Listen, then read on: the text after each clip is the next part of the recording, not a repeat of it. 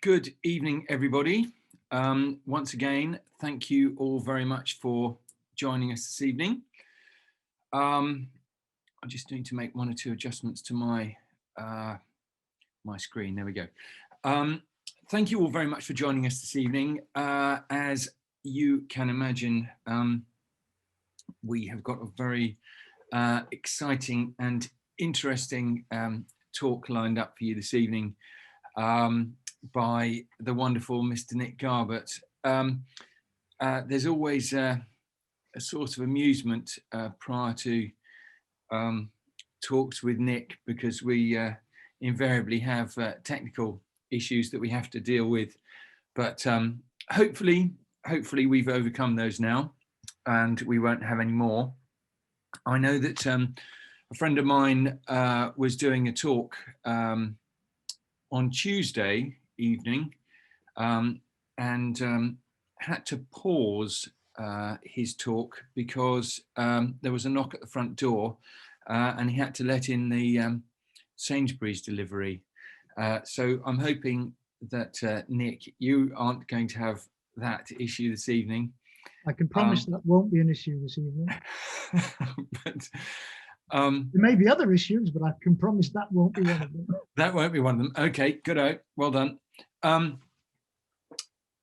So, usual rules of engagement, please, everybody, which is to keep yourselves muted and your cameras off. I can make some adjustments here if need be, but hopefully you'll be able to do that.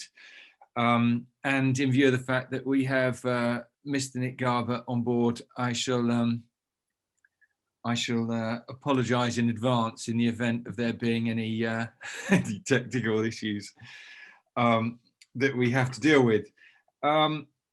So this evening, Nick is going to be talking about big cats of the world, 7 big cats. I know that that he and I have seen at least 5 of the species of 7 big cats that he's going to be talking about. We've seen them together in various rather wonderful places around the world. The 2 that I haven't seen, but I shall caveat that with I haven't seen yet, are snow leopard and puma. And I'm very much looking forward to seeing Nick's images and hearing some of the stories, which of course, 1 or 2 of them I suspect I'm familiar with from the past, but very much looking forward to hearing them again. Since Wildlife Worldwide began back in 1992, we have run all sorts of wonderful holidays to go and see big cats around the world, both on a tailor-made basis and also with the many and various group tours that we now have. Many of you have been on our group tours, many of you have been on our tailor-made trips, and many of you have travelled with Nick. I'm hoping that, that broadly speaking, Nick doesn't really require any introduction, but for those of you that don't know Nick, he is a great friend of mine and a great friend of Wildlife Worldwide's and company overall. Nick is a very accomplished author and an extraordinarily good illustrator and a fine professional photographer. And I always feel as though when I'm with Nick on a trip and we both have our cameras, because we always do, invariably by the end of the trip, I'm sort of at the point where I really think there's not much use in me having a camera at all, and it should really be put swiftly in the bin.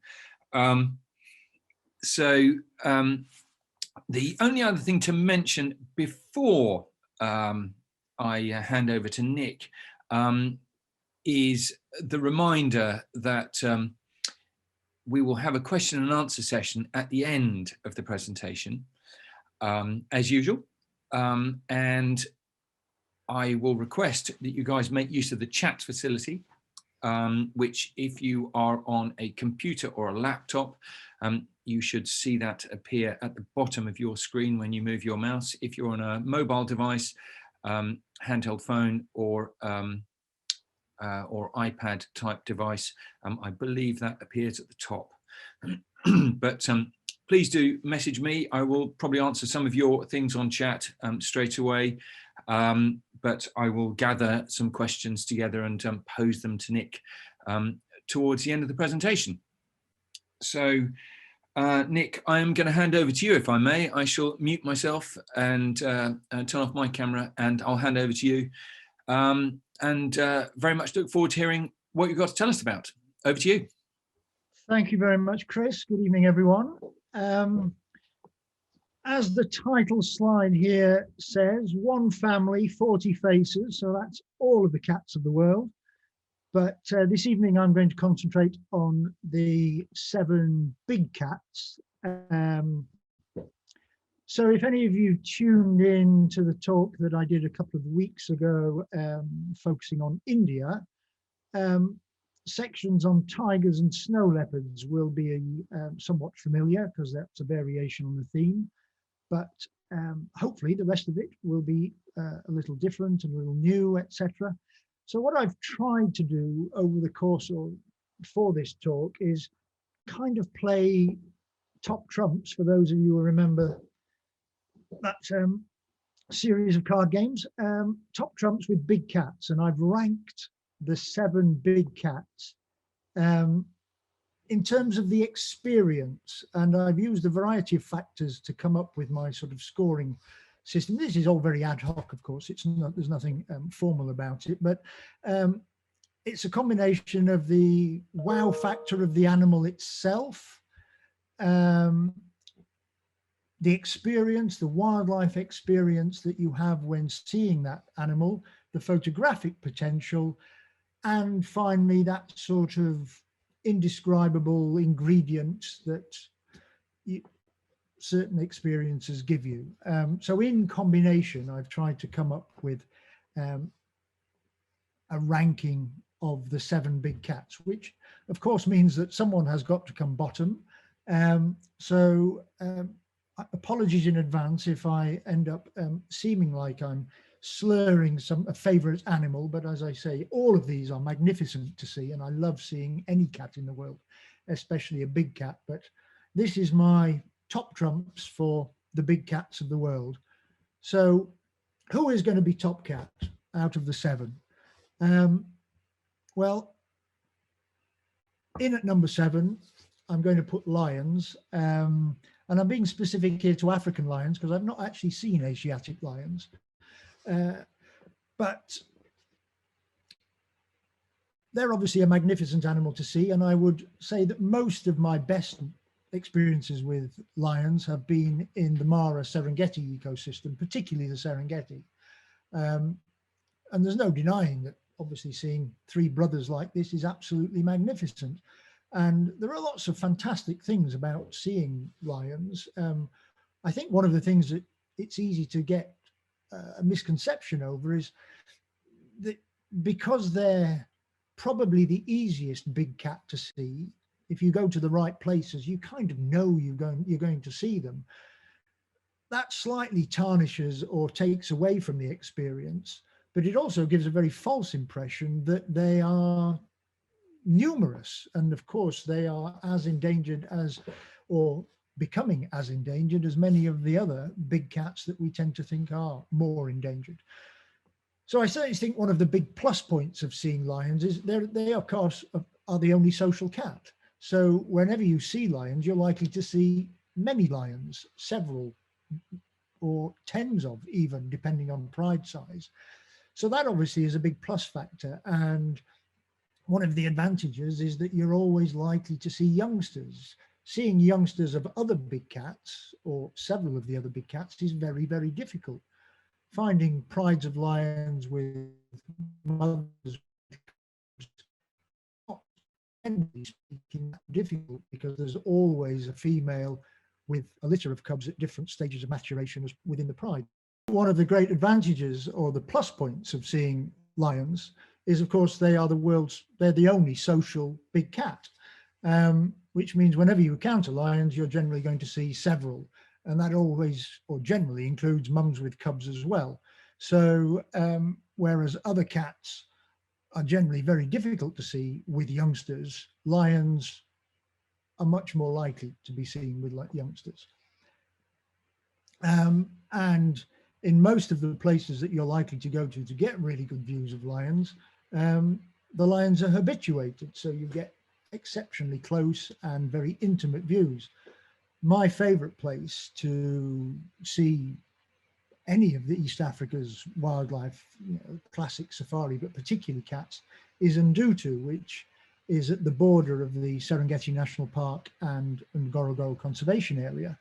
It's actually just south of that border line, and that crucially means you're allowed to drive off road, which is advantageous for any number of reasons. Obviously, you can follow animals, you can position vehicles appropriately, and certainly from a photographic point of view, it means that you can position vehicles to make the most of the best light, and that's obviously absolutely crucial.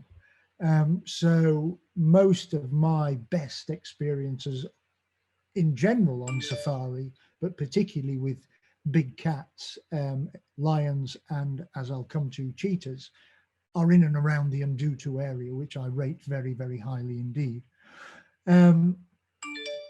So as you can see, that these was two brothers, a coalition of two brothers that were dominant in the Ndutu area about 4 or 5 years ago. They've now been superseded by what was a coalition of 4 males, and that's now been reduced, I think, to 2, because of course one of the things that it was a constant flux. Each time you go back to these places, everything changes. The most dangerous animal as far as a male lion is concerned is another male lion, because they are always battling for territorial supremacy, and therefore once they are dominant, their tenure in that dominant situation is very limited. This particular pair that were known locally as Romulus and Remus, as you can see, were absolutely magnificent. And if you get lucky, males with cubs and so forth. So the fact that they are social does give you opportunities that you are unlikely to get with any other big cat species. Nearby to Ndutu, in the Ngorongoro Conservation Area, of course, is the Ngorongoro Crater, which is far more limited in terms of how you're able to drive around, but because you have to stay on the limited number of roads. But nonetheless, it's always a place I would recommend going to for seeing lions and a whole cross-section of East African wildlife. It's kind of East Africa in microcosm, and the concentrations of wildlife in the crater are amazing. So I think it's always worth visiting the crater, and on any trip that I do to that part of the world, I would always include a couple of nights at a crater lodge, so you can get 2, probably even 3 trips down into the crater. And the secret is to do it really early in the morning before everybody else bothers going down, and then you have it not only with very few other vehicles, but most of the animals, particularly the cats, tend to be more active. But one of the reasons that lions end up coming bottom, I'm afraid, is because more often than not, when you find them, they're doing this, and you have to put in generally a lot of time before you see them actually behaving in any other way other than resting and sleeping. So particularly in the middle of the day, a lot of lion viewing is very much looking at a sedentary sleeping cat, which obviously soon loses its appeal. So it's one of the reasons why they score in such a way that they end up being number 7. So in summary, to go through lions in summary, animal impact, well, so-so, and bear in mind this is a relative scale to the other big cats. Wildlife experience variable between very good and poor. Occasionally it's poor if you end up in a place where there are lots of other vehicles, but if you go to the right parts of, say, the Serengeti or the Masai Mara, you can certainly have lions and indeed all other wildlife to yourself, but it's about choosing the places to go and indeed the time of year to go as well. Photographic potential can be moderate because often they're sleeping, but if you put in the time and you concentrate your efforts early in the morning, late in the evening, then your chances improve immensely. So overall wow factor, I'm afraid lions get a middle of the road vote from me. That's not to say I don't love seeing them, but as I say, this is relative to the other cats. So this is a nice segue slide to link between lions and cheetahs that come in at number 6, and we're in exactly the same part of the world here, in Ndutu, which I would regard as probably the very best place in the world to look for cheetahs. It's the short grass plains of the southern Serengeti, and cheetah populations here are very, very good and very healthy indeed. Elsewhere, cheetah populations are really suffering and numbers are dramatically down. But if you concentrate efforts in the Ndutu area or southern Serengeti, then your chances of success are very good indeed. The cheetah is a cat with a greyhound chassis. It is just built for speed, so elegant, so lithe, so beautiful. And unlike most of the other big cats, primarily active or almost exclusively active during the day, which obviously then means your chances of seeing them improves immensely.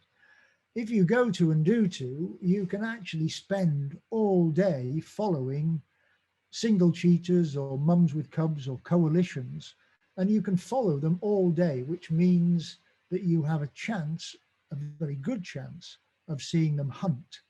So this shot was taken late March, early April, when all of the wildebeest are down in the southern Serengeti, and the cheetah spend a lot of time hunting wildebeest calves.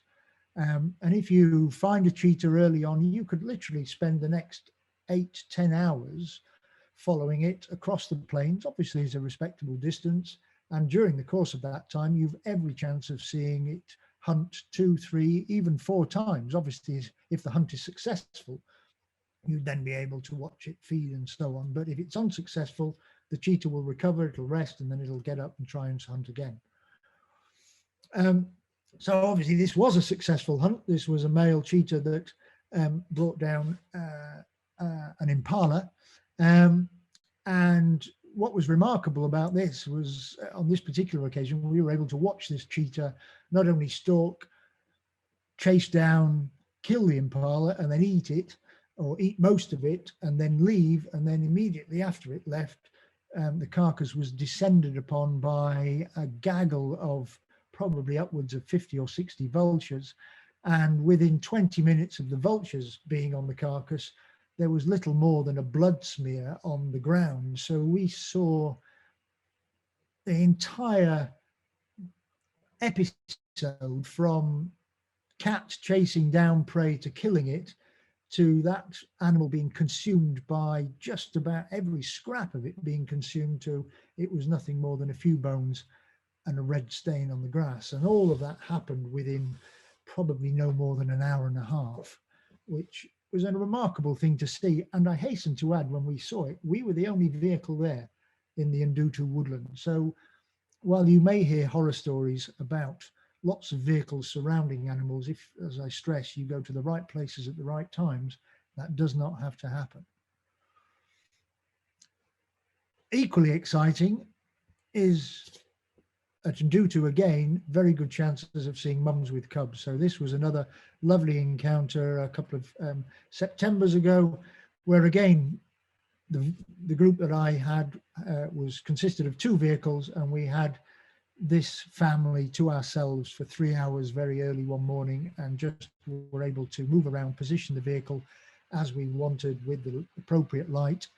As you can see, we almost were at eye level, so photographically it's much more pleasing. And we just had this sublime 2.5-3 hours of time with this family that were playing and grooming and then moving off through the woodland. So just the most delightful experience. Cheetahs tend to be active right throughout the day, particularly when they're hunting, unlike other cats. And that's interesting photographically, because during the middle of the day, the light is often hideous for taking color pictures. So one of the things that I've experimented with is having one of my older cameras fitted with an infrared sensor to then take infrared images that I can then turn to black and white. And the beauty of that is that the best results are often achieved in the middle of the day. So exactly at the time I wouldn't really consider taking color photographs because the light's very poor. When you use an infrared camera, you get maximum amount of contrast and the ability to create images like this. So it just adds another string to the bow, and it's something that I particularly enjoy doing when I go to and do to. So just to sum up the cheetah experience, animal impact, certainly very, very pleasing. Love seeing cheetahs. Wildlife experience, mostly very good, occasionally poor if you happen to go to an area where there are too many people. Obviously, they can be those awful scenes with lots of vehicles around a cat, but pick your places wisely, your time of year wisely, and you'll avoid that. Photographic potential, generally very good because they're active throughout the day. And general wow factor, well, kind of middle of the road again. It's that, I'm afraid it's that factor that you kind of know you're going to see one if you go to the right place. So there isn't that sort of added tension of will I, won't I? Moving on, number 5, leopards. Everyone loves seeing leopards, and certainly if you go to Africa, they're probably the one animal, certainly the cat, that people want to see more than anything else because they're harder to see. You know, there's that value in rarity. And finding a leopard, particularly one in lovely light, is a real achievement. You have to put in a lot of effort. So this is another shot taken at Ndutu, which is a good place to see leopards, but perhaps not the best. And you know, I can count on the fingers of both my hands how many really nice leopard pictures I've managed to get over the years, because although seeing them is one thing, being in the right place at the right time for really good pictures is a challenge. So you've got to put in the effort. There are obviously other places that you can go where leopard sightings might be better, but I still love going to places like Ndutu. Further north in the Serengeti, where there are the rocky outcrops, the koppies, they tend to be really good for leopards because they use them for dens. And as you can see from this shot, we were lucky enough on this occasion to find a mum that had 2 cubs. You can only see 1 in the shot, but she did have 2 cubs. So that's pretty unusual to be in the right place at the right time and be lucky enough to see a mum that was moving cubs around on this rocky outcrop. A place that I would very much recommend for leopard viewing is Zambia, and particularly South Luangwa. And one of the added bonuses is you're allowed to do night drives up until 8 o'clock in the evening in South Luangwa. So you have an hour and a half, an hour or so of nocturnal spotting, which means using a large torch, and you have a chance of obviously seeing leopards that are then actively hunting, which can be extremely exciting. You have a very good chance of seeing them during the day, of course, and there's such a high population of leopards in South Luangwa that, you know, with a decent length of stay, you will have umpteen sightings, but certainly being able to see them at night is an added dimension. And you even might get lucky and you don't actually get to witness the hunt because all the lights are turned off when the guides know a leopard is actually trying to hunt. They turn all the lights off, so it's completely dark. And in this instance, we heard the leopard kill this baby puku. And then the lights were only turned on once we knew that the kill had been successful. Obviously, if you turned the lights on before the hunt had taken place, you would effectively be condemning the puku because it would just freeze in the lights and the leopard would be able to pick it up very easily. But for an alternative leopard experience, I would point you in the direction of a place called Jawai in India. This is in Rajasthan, which is not a national park. It's this remarkable landscape, huge rocky outcrops, very, very impressive. And it has quite the most amazing population of leopards in amongst these rocks, many of which are pretty tolerant. So you get a chance to see leopards. This is a father with a cub out on these rocky outcrops. And what's remarkable is that all of this takes place in and amongst village communities. So the leopards are living cheek by jowl with lots of people. But the leopards are considered sacred, so they're not harmed or persecuted in any way. And the local people tolerate the fact that 1 or 2 livestock might get taken, but the leopards feed on other things. There are wild nilgai in this area, but goats do occasionally get taken. So the very first time I went to Juwai was quite remarkable. We were a little late arriving, and the lodge phoned me up as we were driving towards the lodge and said that they were going to send out the safari vehicles to meet us before we got to the lodge, so we'd just be able to decant from the bus straight into the vehicles and go off for a drive, and then drive back to the lodge in the evening. So we had this rather bizarre scenario of sort of shifting all our gear and getting our photo stuff ready in the middle of a village, then driving off through the village through clouds of dust and buffalo and cows and so forth. And literally barely 5 minutes out of the village, the guide stopped and pointed up into the rocks and said, "Look up there." And this is what we saw. This mum with actually 2 cubs just sitting in the rocks, and we were literally just outside of the village. So we were just bowled over by the fact that these were so visible, so close to human habitation. And we spent the afternoon watching them. Most of the time they weren't doing a great deal, just lounging around in the rocks. But late in the afternoon, the mum got up with real purpose and started walking down the rocks, actually straight towards us. And she came down this great slab of rock with this steely look in her eye, and actually walked right past us, straight in front of the vehicle. We had no idea what had grabbed her attention. She dived into the bushes. We were able to maneuver the vehicle, and this is what we saw. She dived straight in and killed a feral dog. And it transpires that is a large proportion of their diet in this area. So they actually control the feral dog population, which is out of control. So they're doing actually a good thing. So Juwai is a remarkable place to visit. And the last time I was there, we had 7 drives and we saw leopards on every drive. So it can be particularly special. So how would I sum up the leopard experience? Well, of course, seeing a leopard in the wild is always going to be thrilling, no matter what. There's always that question mark, will you see one? So you cannot underplay the impact and thrill of seeing a wild leopard.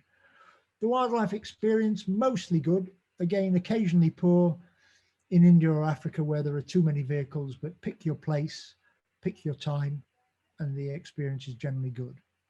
Photographic potential, well, it's often challenging because leopards tend to be very secretive. So you do often have to put in a lot of time to achieve good pictures. But the wow factor, well, of course it's special. The leopard is the quintessential feline. It is the epitome of the feline form. So it's no matter where you see a leopard, it always leaves you feeling uplifted, without a doubt. So on to number 4, still in India, of course, tigers. For me, seeing a tiger in the wild is still the ultimate animal to see. They are the most beautiful cat there is, bar none. But of course, seeing tigers is not necessarily straightforward. But there is just something utterly magical about seeing a tiger in the wild. Meeting the gaze of a wild tiger like this, looking straight into its eyes, is a spine-tingling experience. A tiger is so much more than a lion with stripes. It has an aura about it that no other land animal, for sure, for me, has. And that will always make it extra special.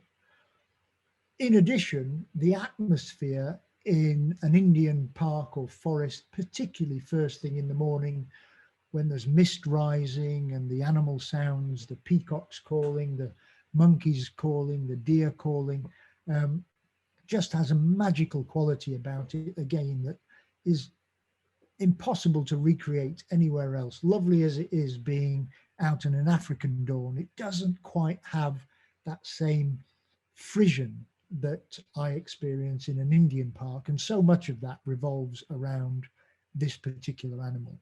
And for me, I'm afraid so much of that ties in with my childhood love of the Jungle Book, reading the actual book, and of course, the Disney film. It just has a magical quality about it. But getting really good views of tigers is very, very challenging. There are numerous parks that you can go to, particularly in central India, Madhya Pradesh, and one or two in Rajasthan, famous ones like Ranthambore in Rajasthan, and then Kana in Madhya Pradesh, Pench, Bandhavgarh, all in Madhya Pradesh, Tadoba further south, all of which have very good reputations for tiger viewing, but nonetheless, to get really good views, and certainly good views that might yield really nice photographs, requires time and effort and patience. So getting this sort of shot is not something you could rely on every single trip. You put a lot of time in for relatively meager reward often. This was a shot that I imagined 10 years before I actually managed to get it. I'd been trying to get this shot for a long time. And it, as I say, it took me the best part of 10 years of repeatedly going to India to be in the right place at the right time with the right lighting conditions, with the tiger doing the right thing for me to get this motion pan blur of a tiger. And obviously this is still one of the tiger shots that gives me the most pleasure and the most satisfaction, because it was something I imagined and then 10 years later actually managed to achieve. This was a shot from just about a year ago to the day, give or take, which again is one of my most magical experiences. This was taken in Bandhavgarh, which can be a park that gets very busy and you have to put up with lots of vehicles. So seeing a tiger in a quiet area on your own is not easy and requires a big slice of luck. And on one particular morning, we had exactly that. I was with a couple and we came into a quiet area where there was a bit of marsh on the edge of woodland.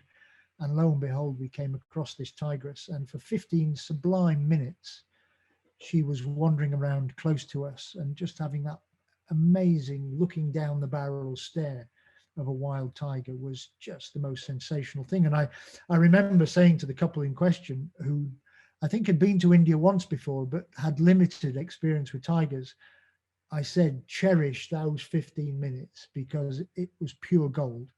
And by the end of the trip, when they'd suffered lots of frustration as a consequence of other people seeing cats when they hadn't, they realized just how magical that 15 minutes had been. And of course, one of the problems with India is that it does get very busy. The parks are so much smaller. Vehicles tend to get concentrated because they're only allowed to stay on the roads. There are route systems and all sorts of rules and regulations at times. So it's at times inescapable to end up in log jams, traffic jams like this, which of course detracts from the experience. Seeing a tiger surrounded by vehicles is not the way you want to see a tiger or imagine seeing a tiger. So anyone who's not done it before, I would absolutely recommend it, but give yourself enough time so you can afford the luxury of staying away from the crowds at least some of the time to hopefully have that magical encounter where you're on your own or maybe only with a couple of other vehicles. Somewhere like Kana is very good for that because they now have rules in place that limit numbers of vehicles, they limit the speed that vehicles can drive, so you have a greater chance of being with a tiger with very little disturbance, which adds immeasurably to the experience. So to sum up tigers, animal impact, well, absolutely off the scale. There is no land animal to compare in my book with seeing a wild tiger. The wildlife experience can be very poor because it gets crowded, but once in a while, if you bide your time and are willing to play a high risk strategy, you can have a sublime encounter. Photographic potential can be poor and frustrating because your encounter rates can be low, and of course there's always the chance that other people are going to be there as well. Wow factor, well, tigers are simply emotional, unforgettable. If you've never seen a wild tiger, I strongly suggest that it's something you try to do because there is nothing quite like it. So number 3, nip across to South America and jaguars. This is primarily in the Pantanal, which is the best place. Pantanal in Brazil, wetland in Brazil, the best place to see jaguars in the world. And this will give you an idea of what the habitat is like. It's an area that floods annually with a big pulse of rainwater that comes through generally from around October through until March time, and then it gradually dries out over the course of our summer months, their winter months, until the rains start again. So the best places to see jags are in and around water. They're a water-loving cat, and a lot of the hunting they do is in and around water.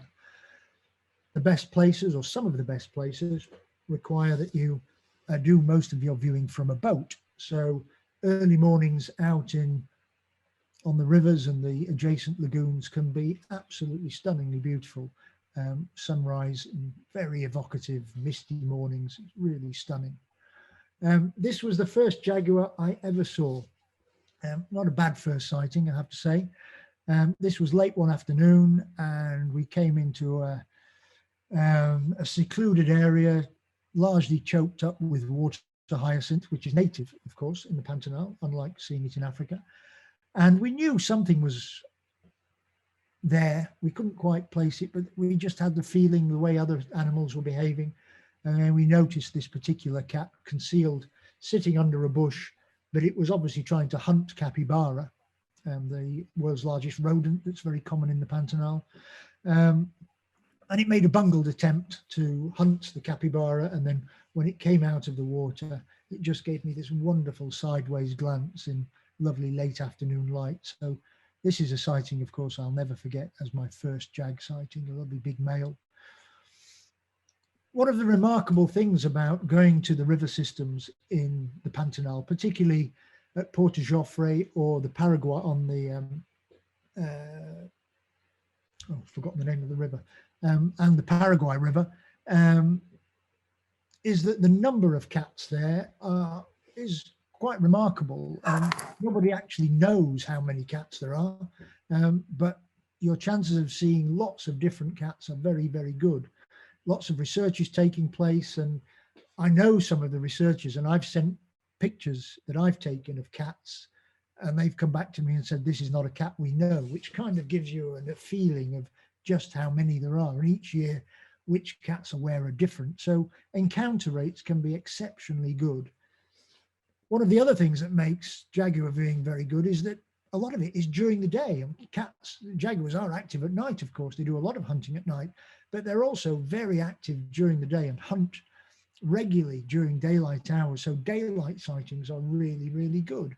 Even in the middle of the day around water, they can be just as active and just as intent on finding food.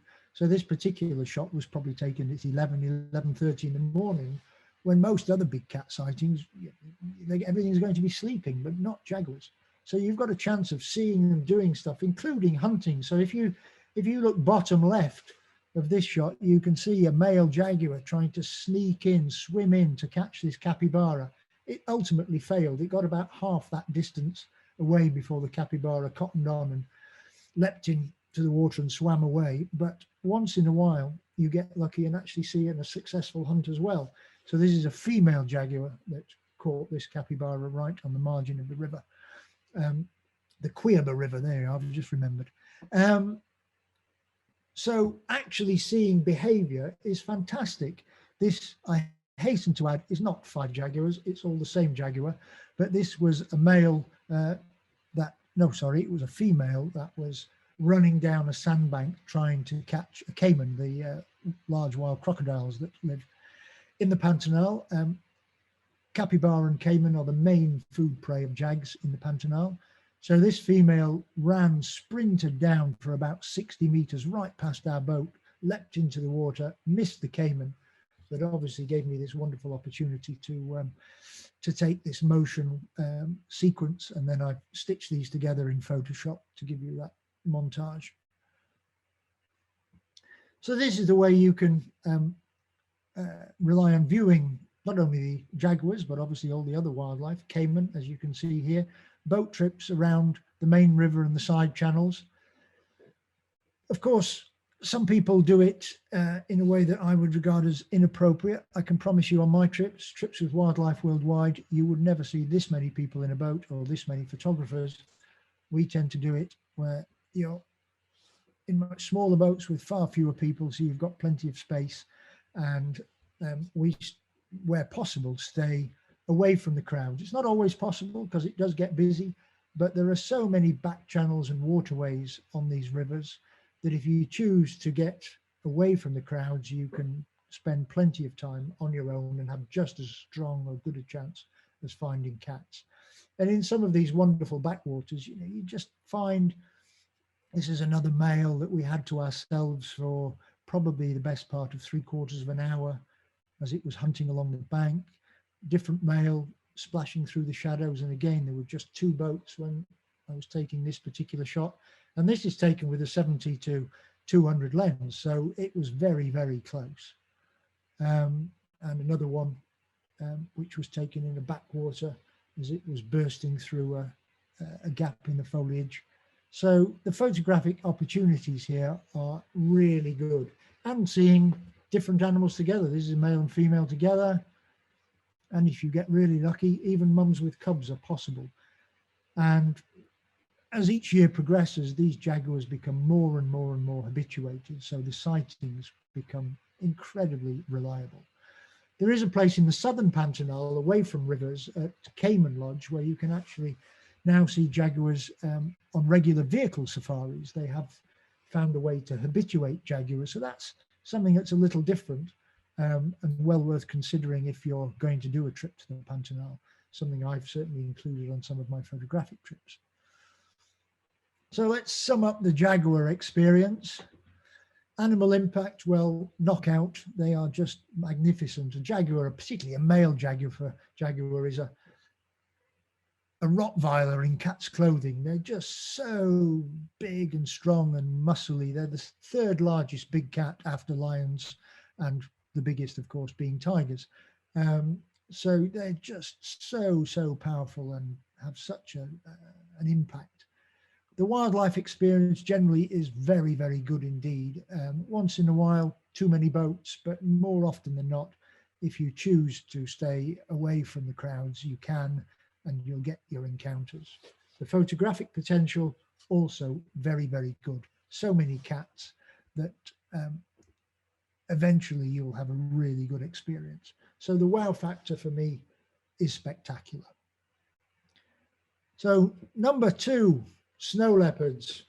It's not that long ago, the idea of seeing a snow leopard in the wild was really a flight of fantasy. It's only really the last 10 years that snow leopard tourism has really started to take off. And there are still very, very few places that you can go and I would say have a realistic chance of seeing snow leopards. My trips concentrate on Ladakh in northern India, which is quite the most spectacular place. The homestay lodge that we use is at the head of a valley in which there are only 7 dwellings. And this is the view that you get when you open your curtains in the morning, which I have to say must be one of the most spectacular views from any wildlife lodge I've ever stayed at. And it's just something that I never tire of seeing. This is obviously first thing in the morning, just after the sun comes up, but to sort of drink that in is quite amazing. There's other wildlife to see too, albeit everything high in the mountains is challenging to see. Doesn't occur at high densities, but lammergeiers are particularly common in the area, so there's always a good chance of seeing lammergeiers. But obviously you're there primarily to look for snow leopards, and I stress look for snow leopards. It takes time. The trips that I do, we have 10 nights in this particular area, and you need that length of time to give yourself a realistic chance. More often than not, your first inkling of snow leopards is seeing signs, tracks like this, first thing in the morning when a cat has been active during the night, and the local guides, who are exceptional, are so good at piecing together the information from tracks and other signs to work out where the cats are likely to be. This was the very first snow leopard that I saw in the valley, a place called Ulay, and I'd set my camera up before sunrise to do a time lapse, like similar to the one you've just seen. And about 7:30 in the morning, I went back to retrieve my camera. And as I was retrieving it, I heard high on the ridge above me the unmistakable call of a snow leopard. I'd never actually heard a snow leopard before, but there was no mistaking that's the only thing it could be, because it was a typical cat meow combined with a roar.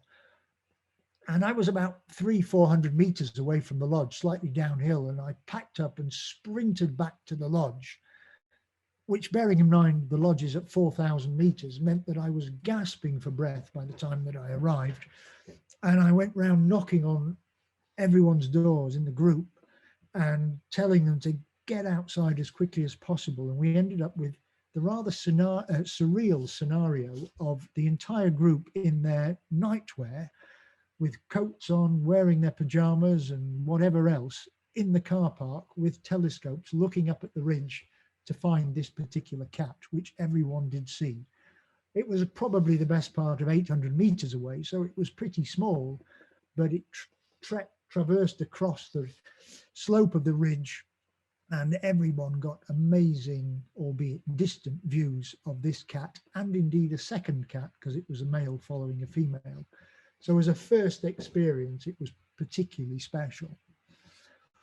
So a lot of the time, the searching for cats is done from the vicinity of the lodge or close to the lodge, and the cats in the area, of which there can be anywhere between 8 and a dozen at any one time, depending on territories and so forth, often spend the daytime up on the ridge tops. So you're looking for them early morning, late afternoon, as they're active up on the ridge tops. Middle of the day, they tend to sleep, so less chance of seeing them. But a lot of the sightings we've had have been from very close to or actually at the lodge, also elsewhere. But this shot was taken not far from the lodge, and this particular female that was traversing across this ridge. If you so wish, you can go further afield and trek. Obviously, it's not something that everyone wants to do, because there's no disguising the fact that trekking at 4,000 meters plus is physically quite demanding, particularly if you're walking uphill a lot of the time. But on one particular time when I was at Ule on my own, or with a friend, not actually on my own, but wasn't with a group, we trekked up this particular valley, following snow leopard tracks with the guide from the lodge. And while we were following the tracks, we came across this wonderful male ibex, primary prey source of snow leopards. And we noticed that it had got these marks on its neck and flank, and thought, oh, that's interesting. It looks like it's been in the wars. And lo and behold, it transpired that another 200 yards further up the valley, a snow leopard had just attacked this particular ibex, and we'd missed seeing it by a matter of minutes. And we were able to look at the various signs that had been left. And you can see here this sway through the snow where the ibex had been running, and the cat had actually been attached to the flank of the ibex and was being dragged along. And you can see how the snow has been sort of bulldozed out of the way by the cat's flank as it's being dragged along. And we then were able to find bits of fur. So this is a bit of ibex fur, and you can see a cat's claw mark with blood through the ibex fur. So this was an absolutely sensational experience to be able to piece all of this together. It was a bit like CSI Snow Leopard, you know, piecing all the evidence together, but monumentally frustrating that we knew we missed actually witnessing it by maybe even a matter of minutes. But if you put in the time and luck's with you, you can get some fantastic views. Most views of snow leopards are distant. There's no disguising that. So most of your views would be in telescopes, so anywhere between 600, 800, even 1,000 meters away. But once in a while, you get views where they're 200-300 meters away, and you get a chance at worthwhile photographs.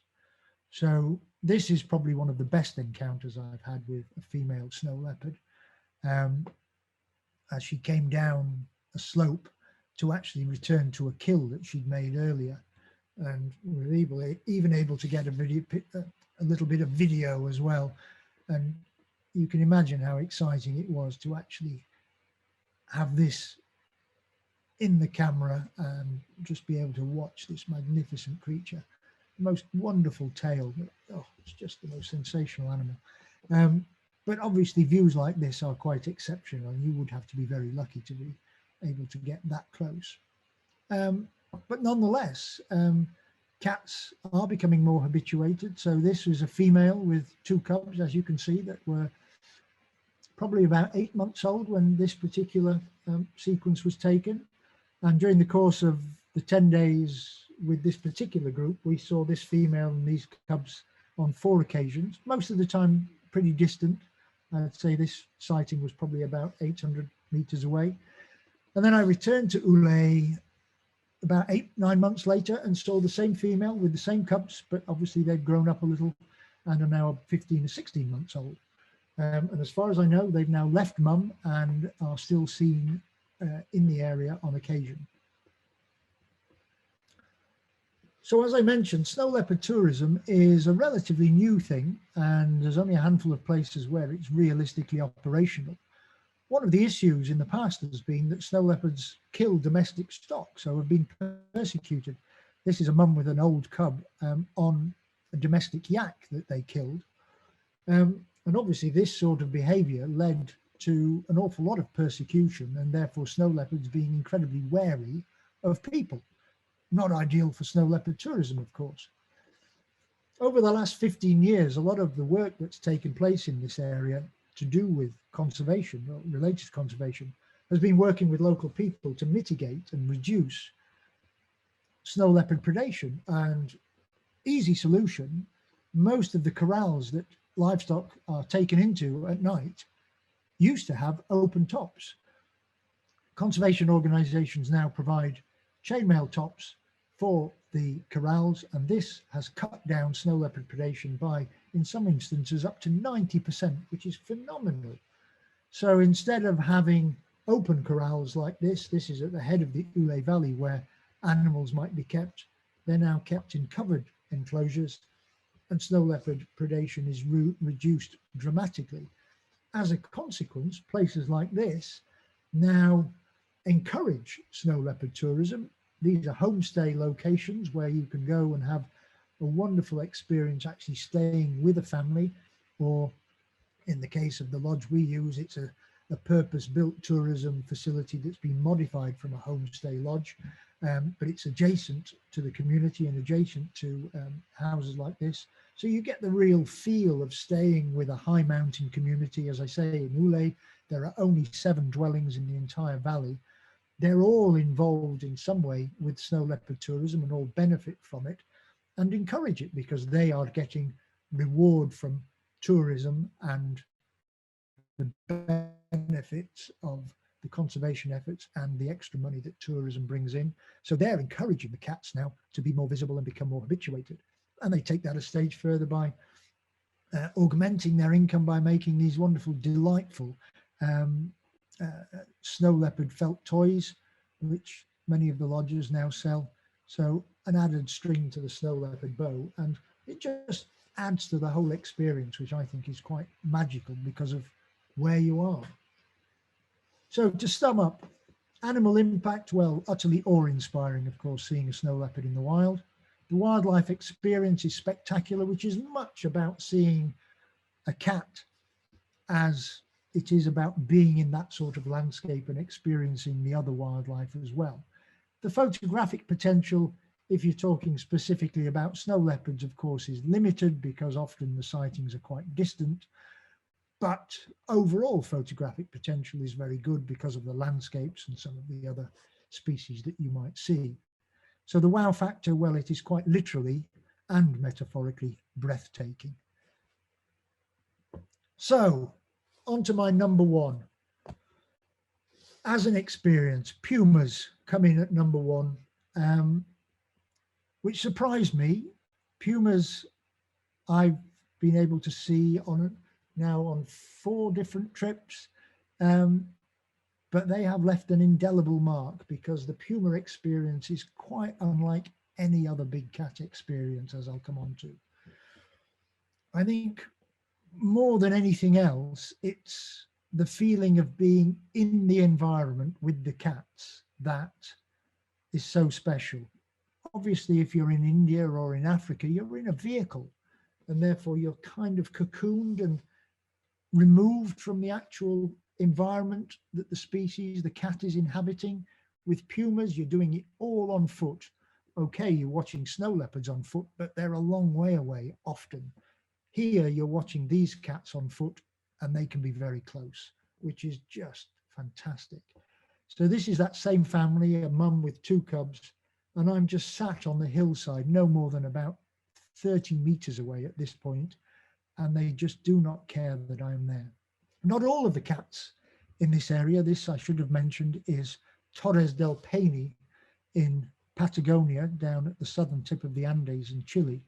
In itself, a place fantastic to visit because it's so visually spectacular.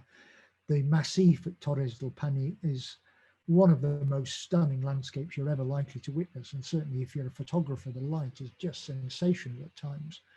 So to have this as a backdrop in which you are likely to see and encounter pumas obviously augments the experience immeasurably. It's worth going to Torres just for landscape photography, let alone puma photography as well. And there's plenty of other wildlife to see. Also, Andean condors, seen on a daily basis. This is Darwin's rhea, much smaller than the regular rhea that's confined to Patagonia. Andean silver fox, Patagonian silver fox, and some less glamorous things like this hognose skunk as well, all things you have a reasonably good chance of seeing. And primary wild prey for the pumas are the guanacos, which are particularly numerous in and around Torres del Paine and provide good photographic opportunities themselves. Even battling males, this is interesting because until I went to Torres, didn't realize that males fight with one another by basically trying to bite each other's balls, which is not really cricket, is it? But nonetheless, if you're a male guanaco, that's what you do. And plenty of really good photographic opportunities with guanacos as well. One of the things that becomes very apparent when you're in Torres, and pumas are your primary reason for being there, is the best times for puma viewing are early and late, dawn and dusk, not surprisingly. So you're in the field when the light is really at its best, and that's when the pumas are most active. So not only guanacos by sunrise, sunset, but also the chance of seeing pumas. Now, interestingly, puma viewing is a relative, puma ecotourism is a relatively new thing because this area is a big sheep farming area, and obviously pumas and sheep come into conflict, and in the past that means pumas have been massively persecuted. So this is a similar story to the snow leopards, insofar as this area you see here is just outside the national park and used to be a prime sheep ranch. It's privately owned. And then but as it turned out, as the guanaco population increased and spilled out of the park, and large numbers of guanacos occupied these hillsides, the pumas moved out of the park, and this quickly became one of the prime areas to see pumas. And the family that owned this area suddenly cottoned on to the fact 10, 12 years ago that there was a better living potentially to be had by hosting puma tourism than there was from sheep farming. So they've shifted emphasis completely and virtually given up sheep farming now and concentrate on hosting puma tourism.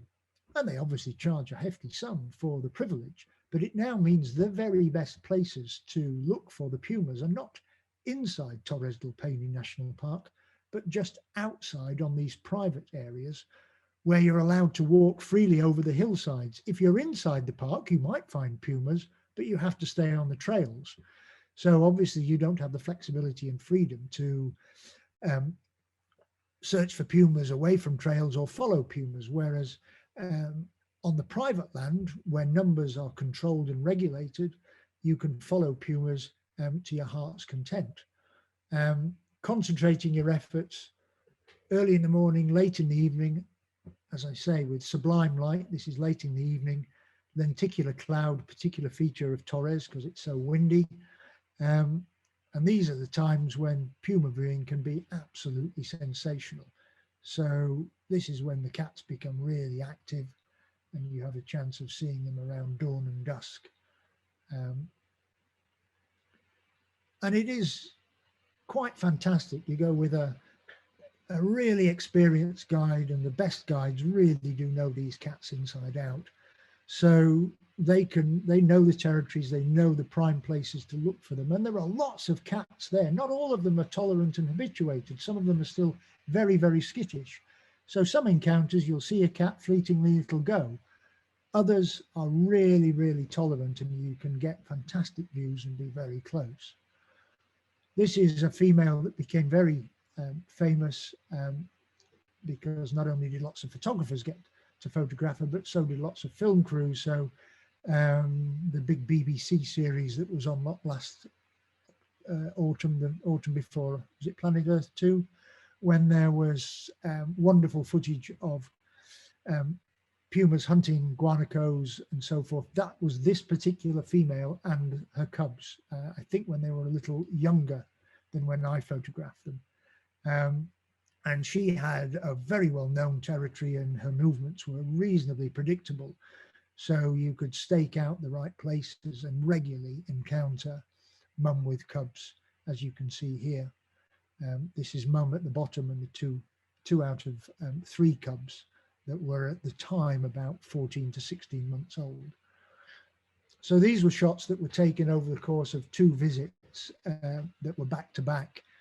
First with a group of clients, the second I returned on my own just to concentrate on getting my own pictures. And it was just utterly magical. We found her most days, and again, we're able to get these shots in lovely light. And as you can see, at times, they can be incredibly tolerant. They'd spend the nighttime up on the hillside hunting guanacos, and then they'd come down, cross this road, which is just outside the park, and disappear down to the shores of a lake where there are some amazing rocky outcrops. And this is where they would sleep. So they'd spend the day tucked up in these sheltered areas, and then you go back in the evening, and by late evening they'd get up and move around, and then they'd walk back up the hill. So you could predict where they were going to be, and obviously that played wonderfully into the hands of getting some nice pictures. And as you can see from here, from this shot, you can be just sat on a hillside and the pumas will walk very close to you, and the habituated ones really do not care. And it's that experience of being in the habitat, right down at eye level with a cat, with nothing between you and it, that is just so magical. It's just the most wonderful experience. And you get a chance to see them doing all sorts. This is one of the young cubs half-heartedly stalking a guanaco that obviously knew it was there. But you do get the chance at times to see them hunt as well. This shot was taken in December, when the guanacos give birth to all of their calves, which means it's an easy hunting period for the cats. So catching baby guanacos is so straightforward. And this particular female was just taking the spoils. This was a male that I found. This was when I was on my own, and I was able with the guide to follow this male over the course of an entire day. We knew he was following the scent of a female that was coming into estrus, and so we spent 10 hours trekking over the hillsides following him at a distance, 200-300 yards away, but keeping track of him as he caught up with the female, which he eventually did. And then we were able to follow the 2 of them into various places, and we even got to the point where they came together, and we thought they were going to mate, and we might even get a chance of watching them mate. And at this point we're probably 30 meters away, but they just did not care that we were there. We just sat quietly in amongst the rocks, and they did not mind. They didn't actually mate, unfortunately, but nonetheless, just to see such intimate behavior was so special. And on the same trip, different animal. This is obviously a young cub, and again, just so tolerant of being viewed. And another young male that walked right past me. I was lying in the bushes at this point, and I set myself up, and it just walked straight towards me. And it was just the most magical experience, getting this wonderful sort of intense look as it came directly towards me and then just wandered by. So how would I sum up the puma experience? Well, animal impact, nerve jangling. They're just being in amongst the environment with the cats is just so special. It's such a totally immersive wildlife experience, very, very intense. Photographic potential, of course, is excellent, not only with the cats, but the landscapes as well are just sublime. So the wow factor, well, it has to be pulse racing, and the overall package for me means pumas come out as my top big cat experience. I'm sure all of you would have a potentially different perspective. You'll all have your favorites, the ones you've seen, but those are my 7 big cats in rank order based on my experiences. So that's where I'll finish, and we'll hand back to Chris. Goodness, Nick, thank you very, very much indeed. What an absolutely wonderful big cat journey around the world. That was very cool. Loved every minute of it. Absolutely fantastic. So look, I've got a few questions I need to throw in your general direction. Please do. I guess actually the first of those, just thinking about the pumas that you were showing there, is there a danger issue? You're on foot, you've got pumas right next to you. They're quite chunky beasties. Oh, absolutely. It's an entirely valid question. If you go with a reputable guide, there should be no issue whatsoever. They are so experienced. They know the cats intimately, and quite rightly, first and foremost, they put the puma's well-being at the top of the necessity chart, sort of thing. So they would never ever put you in a position that compromised how comfortable the cats would be, and therefore would compromise your safety. In all of the years, I think in the last 30 years, there's only one documented case of a puma killing a human, and that was a local fisherman that fell asleep on the edge of a lake, and a young male, he startled a young male that was setting up territory, and unfortunately that led to a fatality.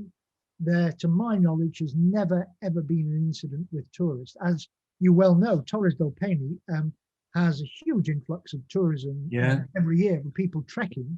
Most of the trekking takes place in areas where there are very few pumas. And in fact, 95% of people that go to Torres never see a puma, and probably most of them don't even know there are pumas there.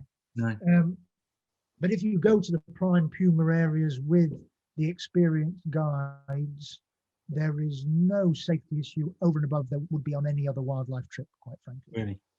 So that's really interesting to know. And I guess this has actually been asked by 1 or 2 people, but it'd be interesting to know your thoughts. I mean, if someone was to go on a trip in order to see puma, let's say they were to travel with you on one of the trips that we sort of highlight being a puma trip, or even a tailor-made trip to go and see pumas, what's the likelihood of seeing them? Is it pretty high? Extremely high. Quite frankly, you would be monumentally unlucky not to see them.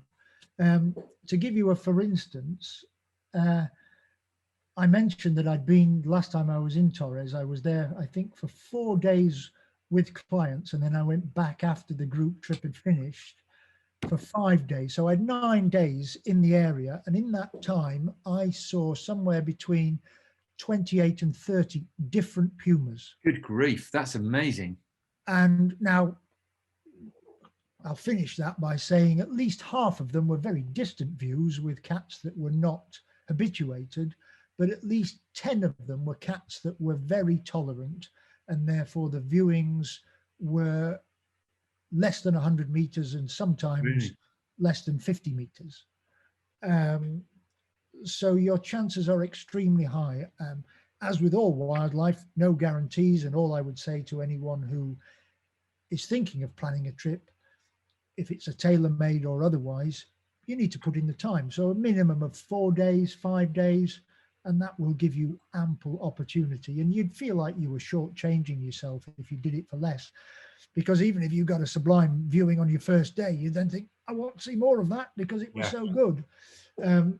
So there's always question marks with cat viewing, but I would say certainly a 4 or 5 day stint would give you an exceptionally high hit rate. Really? Okay, that's really good to know. So just, oh goodness, it's difficult to know which question to ask you next, Nick. Okay, let's just go to a question from Joanna about. Well, in actual fact, the question came in when you were talking about cheetahs, as it happened, in the Serengeti. Yeah. And of course, as you rightly pointed out, there are quite a few vehicles in the Serengeti, albeit that the places you were referring to and the encounters you were referring to, there were comparatively few.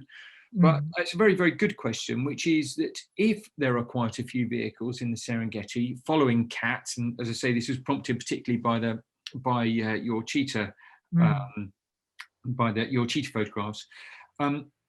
Do the vehicles disturb the cats, and do the vehicles alert their prey? And therefore, is it? Does it become a lesser experience, so to speak, as a result?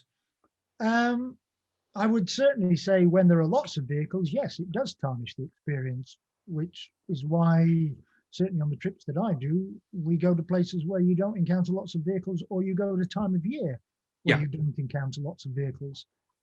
And in addition, going back to the Ndutu scenario, the ability to drive off road and go anywhere means you can get away from other vehicles. Yeah. Whereas if you go into the Serengeti Park proper, you have to stick to the roads, and that limits you, and therefore obviously that concentrates vehicles. That said, there are still quiet corners in the Serengeti, so it's a question of picking your place. In the busier areas, yes, of course, I think large numbers of vehicles gathering around cats is not a good thing. In many instances, the cats have got used to it, but I wouldn't for one moment say it doesn't alter cat behavior and prey behavior. But they've become tolerant. But it's not something that I condone, and it's certainly not something that I like seeing. And obviously, therefore, on the trips where I'm involved, I do my utmost to avoid it. Yes, absolutely. There have been one or two questions about possibly seeing whether anyone has seen black jaguars, the melanistic jaguar. Sorry, Chris, could you say that again? Yeah, sure. Sorry, Chris, the connection went a bit squiffy. Sure. Can you hear me now, Nick? Yeah, that's fine. It just went off for a moment. There are one or two questions that people asked about whether anyone's seen melanistic jags in the Pantanal. I mean, or in that area generally. To my knowledge, there are no melanistic jags in the Pantanal. Okay. Melanistic jags generally only occur in dense forested habitat, so the Amazon. And the same is actually true of melanistic leopards. Virtually nobody, if anyone, ever sees a melanistic leopard in the savannah. No. Where melanistic leopards occur tends to be in dense forest. So I think there is obviously a selection going on there that there are just no genes for melanistic leopards in open areas because they don't survive. Yeah, sure. So the only melanistic jags I'm aware of have been within Amazon habitats. Okay, well, that's quite interesting. And although I've not been to southern India, I mean, as you know, Nick, we have a trip which very successfully goes to Nagaholi National Park in southern India and sees melanistic leopard, of course. Yes, the one male. One male, yeah, exactly. Well, that's a much more densely forested habitat. Yeah, Yeah, yeah. So not a place I've been. I'm sure you've been, but I actually haven't. It's on my list, but I've not yet managed to get to Nagaholi. well, perhaps we'll have to go together, Nick. Well, there you go. It's a And deal. I shall hide my camera in my bag whilst you take all the photos. How about that? I'll turn that screen off because then the reflection goes off my glasses. Okay, so a couple more questions I'm going to ask you. Yep. A bit conscious of the time as it's now cruising towards 9 o'clock. One particular question that's been asked by one or two people: can you and do we cater for less experienced photographers on the photography group departures? Of course, you can speak largely with experience of your own trips, but I know you also speak with experience from other people's trips as well. Absolutely. Certainly, as far as my trips are concerned, and I think more broadly, the other photographic trips, experience is not necessary. Significant numbers of clients that come on my trips either are not photographers or are in the early stages of their photographic experiences and career, and so are looking for more basic tuition. And we have the full cross section from, as I say, non-photographers. If it's a couple, it's sometimes one member of the couple is a photographer and the other one isn't. One of the advantages, if you're not a photographer, of coming on a photography trip is that we don't rush around. The emphasis is always about spending longer in places. And when you're seeing particular species, spending longer with them, watching behavior, waiting for the nice light. So if you're the sort of person that enjoys dwelling and really immersing yourself in the experience rather than seeing something, ticking it, moving on, a photographic trip can work just as well for you if you're not a photographer. Yeah. So for that reason, we do get a proportion of people who are not, or are, as I say, are beginners. And that can mean they have nothing more than a compact or a bridge camera. You don't need to come along with large amounts of very expensive kit to improve your photography and get something from it. So we get the full cross section. That's brilliant, Nick. Thank you very much. Lovely question from someone who whose iPad or computer is identified as being kitty cat. The perfect person who is on the perfect presentation. Lovely question. It was one of the early questions that came in this evening. Of all your cat encounters, Nick, which one is the most memorable and why? Oh, gosh. Oh my word, that is a tough one. I'm going to throw an idea at you, but yeah, could it be the leopard with the paw, because it was a bit of a life-changing moment, or the tiger with the paw? I beg your pardon. Sorry, not the leopard with the paw. Sorry, the tiger. Yeah. I probably wouldn't be. I mean, obviously it was a moment, but of course I didn't realize it was such a moment at the time. That photograph didn't get the recognition until later down the line. Yeah. I think if I had to think of a single incident that captivated me more than any, it was probably seeing my first snow leopard. Really? I suspect it was, because that was the last of the big cats for me to see. You could argue it's the hardest to see, and for a long period, I've harbored an ambition to see all of the big cats and photograph them since I was in my teens, probably even earlier. And so to realize that ambition with that final one, and it be a snow leopard and so forth, I think that probably was the most exciting single one. Being incredibly close to a tiger, well, is sublime. It's so difficult to make that judgment call. I'll stick with those two. It would have to be first snow leopard or eye to eye with a tiger, any tiger, quite frankly. But I can probably just about do those two. Seeing the big predators is quite something, isn't it? It is very just lucky, eh? Absolutely amazing. Things.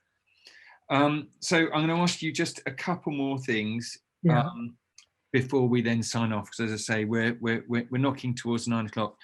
The first thing I am going to ask you actually doesn't relate particularly to big cats. It relates to cats generally. I was just, Tina has asked, you've been talking, of course, this evening's presentation is about big cats. But are there any other cats you would particularly like to see and photograph? Oh, absolutely. As my first slide alluded to, there are actually 40 species of wild cat in the world. I've never totted up how many I've seen. It's probably around half of them.